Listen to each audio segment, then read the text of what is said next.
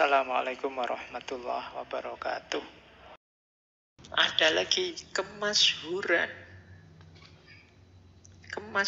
keterkenalan, viral kalau sekarang. Wah, saya terkenal sekarang, Pak. Tiap video saya viral. Sekarang banyak yang terpesona mengejar kemasyhuran. Karena saya tidak tahu, logika hari ini sering kemasyhuran itu jadi sumbernya kekayaan dan sumbernya kehormatan. Hari ini mungkin begitu. Sehingga orang mati-matian ingin terkenal. Kalau kurang terkenal, ya bikinlah apa gitu, ngeprank apa, atau melakukan apa, yang kan sering begitu. Karena begitu terkenal, apalagi hari ini, uangnya datang, kekayaan datang, nama juga datang, kehormatan datang. Maka terus banyak yang mempersepsi, oh kalau begitu mungkin kebahagiaan itu ada pada kemasyhuran, ketenaran. Nah, kata Thomas Aquinas, kemasyhuran itu tidak mungkin jadi puncaknya kebahagiaan. Kenapa? Karena kemasyhuran itu tergantung pada pengakuan orang lain. Yang mungkin orang lain yang nganggap kita terkenal itu sebenarnya tidak ngerti loh sepenuhnya siapa kita. Kalian punya idola siapa boleh disebut. Apa kalian ngerti A sampai Z-nya orang yang menurut kalian masyhur itu? Yang kalian idolakan itu, yang kalian fanatiki itu. Jadi misalnya kalian suka pada saya, apa kamu ngerti kebiasaanku A sampai Z sampai yang paling kecil? Jangan-jangan kalau kamu ngerti sampai detail malah, alah ternyata Pak Faiz begitu sama saja. Terus tidak jadi mengidolakan kan. Jadi kita tidak ngerti detailnya orang masyhur yang kita idolakan. Atau kalau kita masyhur, itu sebenarnya orang tidak ngerti 100% tentang kita. Dia hanya tahu beberapa aspek yang menurut dia positif. Itulah kemudian yang membuat kita tertipu dengan kemasyhuran. Lah, ketertipuan seperti ini tidak mungkin membawa kita pada kebahagiaan yang sempurna. Maka jangan tertipu oleh kemasyhuran. Jangan tertipu kalau hari ini oleh follower-followermu lah. Ada yang like berapa, ada yang jempoli berapa. Wong sekarang follower bisa dibeli, subscriber kan juga bisa kamu. Kan kadang-kadang ada yang nawari itu 10.000 subscriber harganya sekian. Itu kan lucu. Terus kamu beli-beli sendiri. Terus kalau banyak subscribernya kamu bangga-bangga sendiri. Wong itu kamu ngerti kalau itu palsu. Ya kamu beli sih tidak masalah. Tapi kok kamu bangga, itu yang jadi lucu. Wong kamu ngerti sendiri kalau itu tidak asli. Ya tapi itulah hari ini peradaban yang mengutamakan kemasyhuran, keterkenalan. Nah, jadi ini juga tidak bisa jadi puncaknya kebahagiaan. Jadi sempurnanya kebahagiaan. Dia sementara, tidak mungkin sempurna. Ada orang dulu masyhur, sekarang tidak. Ada orang sekarang masyhur, kemungkinan nanti juga tidak. Jadi dia tidak abadi, tidak mungkin bahagia yang sepenuhnya, seutuhnya. Ada lagi kekuasaan. Ini juga hari ini sudah mulai ya pertarungan memperebutkan kekuasaan. Jadi kekuasaan, kata Thomas Aquinas, itu sesuatu yang netral. Bisa baik, bisa buruk. Maka kekuasaan tidak bisa diandalkan untuk memperoleh kebahagiaan puncak. Thomas Aquinas menyebut 2 syarat untuk dalam kekuasaan, sehingga dia tidak bisa jadi kebahagiaan puncak. Yang pertama apa?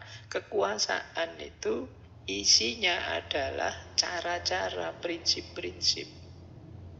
yang itu berhubungan dengan situasi. Maka untuk senang sementara mungkin bisa, tapi bahagia seutuhnya tidak bisa.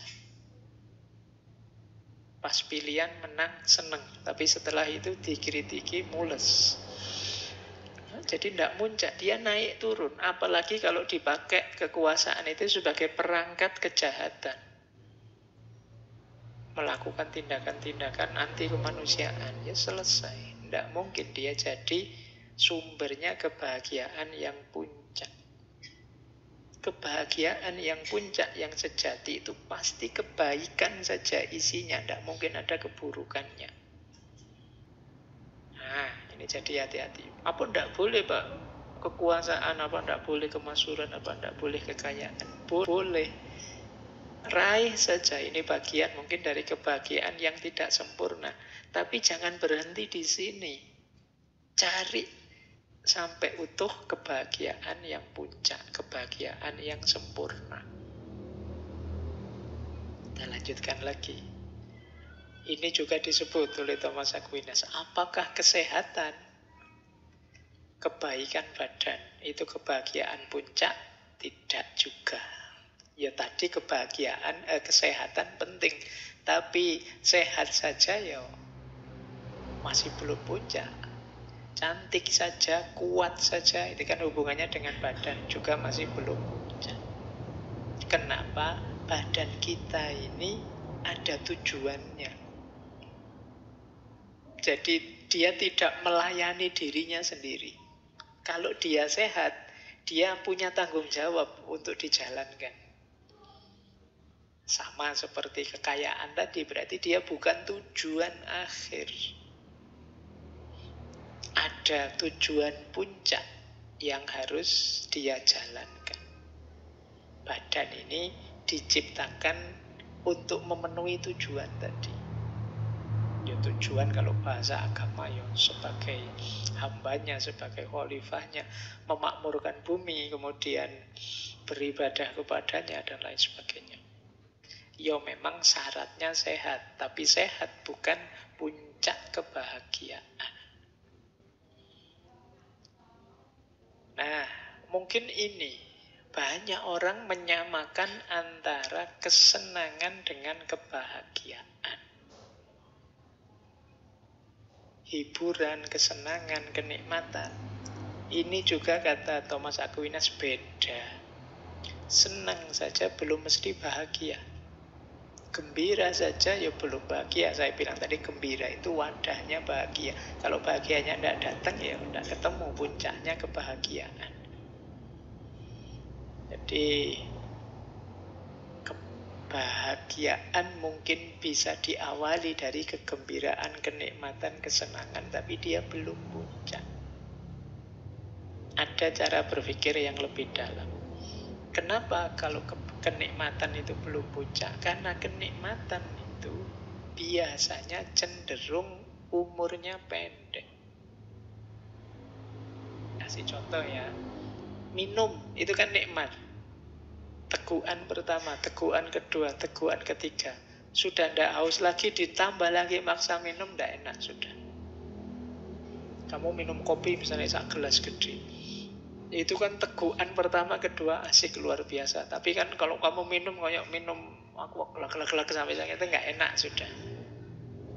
Nggak seger lagi. Kenikmatan duniawi itu sifatnya temporer, apapun itu. Itu yang membedakan kenikmatan dengan kebahagiaan. Jadi bahkan kata Thomas Aquinas, boleh kalian misalnya kaya raya luar biasa, semua kenikmatan kalian raih, kalian nikmati. Tapi pasti kalian masih merasa ada yang belum lengkap. Karena apa? Karena memang belum puncak kebahagiaan kalian raih, yang nanti hubungannya dengan Tuhan. Selalu saja ada rasa, ada yang hilang. Buktinya apa kata Thomas Aquinas? Banyak yang merasa tidak bahagia meskipun memenuhi segala kebutuhan hidupnya. Pingin nikmat yang kayak gimana bisa semua, tapi ternyata masih tidak bahagia. Berarti apa? Kenikmatan bukan jalan menuju puncak kebahagiaan. Kan sekarang banyak cerita-cerita orang kaya, terkenal, bahkan artis, tapi berakhir bunuh diri misalnya. Lu kurang opo ya? Suami istri yang satu ganteng, yang satu cantik, kaya raya, tapi hidupnya kelihatan susah, tiap hari gegeran, keluar masuk pengadilan misalnya. Lu kurang opo? Ini menunjukkan berarti apa? Kenikmatan tidak selalu setara dengan kebahagiaan. Kemudian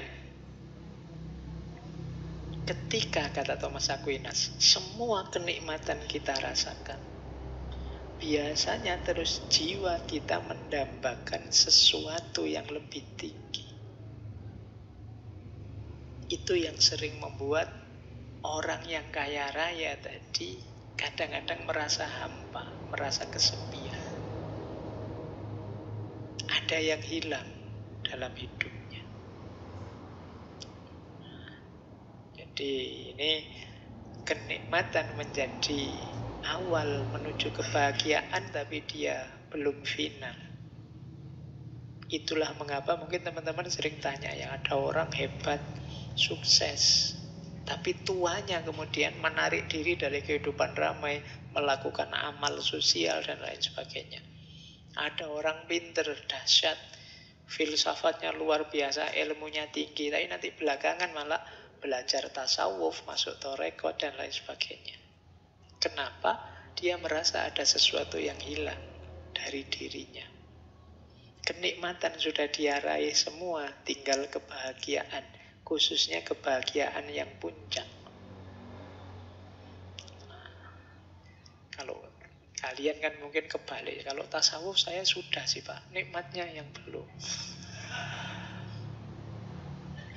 Kalau seperti itu bagaimana? Lebih bahaya lagi. Kenapa? Karena nanti tasawufmu akan kamu pakai sebagai jalan untuk mencari kenikmatan.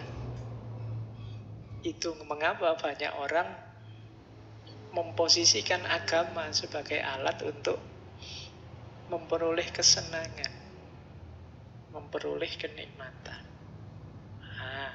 Jadi yo hidup ini step by step saja. Yo memang kita perlu kenikmatan, tapi harus diimbangi dalam aspek kebahagiaan. Kalian harus lebih hati-hati mengelola ini ya. Yo kalian, wah kalau saya ilmu tinggi Pak, tasawuf ayo, filsafat ayo. Yang belum saya punya itu harta Pak misalnya. Nah ini juga kalian harus hati-hati, karena ada kemungkinan kalau hanya itu sudah kalian punya yang belum dimiliki harta, jangan-jangan nanti barang-barang mulia yang kamu miliki ini kamu gadaikan untuk memperoleh harta. Baik, kita lanjutkan. Sudah separuh kita. Semoga ada yang masuk sedikit-sedikit. Bahkan, kata Thomas Aquinas, kebahagiaan sempurna juga tidak setara dengan kebajikan moral saja. Jadi tidak terletak pada perbuatan moral atau kebijaksanaan etis. Kenapa? Karena moralitas itu belum puncaknya kebahagiaan. Buktinya apa? Masih ada tujuan selanjutnya. Misalnya, moral berani. Kalau perang kita harus berani. Ini kan moralnya berani, tapi itu kan ada tujuannya. Kenapa harus berani? Biar kita menang. Kalau kita menang, hidup damai. Berarti ada lanjutannya. Kenapa kalau damai? Loh, kalau damai kan kita bisa bahagia, baru bahagia. Jadi moralnya belum. Kita jujur misalnya. Kenapa harus jujur? Ya biar segalanya jernih Pak. Kalau sudah jernih kita kan nyaman Pak. Kalau sudah nyaman kita bisa bahagia. Oh berarti tadi jujur itu belum finalnya. Finalnya adalah bahagia. Kita harus adil Pak. Kenapa harus adil? Ya biar hidup ini tercapai kerukunan, kesetaraan, perdamaian. Kalau sudah rukun, sudah setara, sudah damai, baru terus kita bisa nyaman meraih kebahagiaan. Nah, ini berarti semuanya masih belum final. Bukan berarti salah, cuma belum sampai pada target yang terakhir. Kebajikan moral belum memberikan kebahagiaan yang tertinggi. Jadi sampai di titik ini kita belum ketemu yang tertingginya. Masih dicari lagi.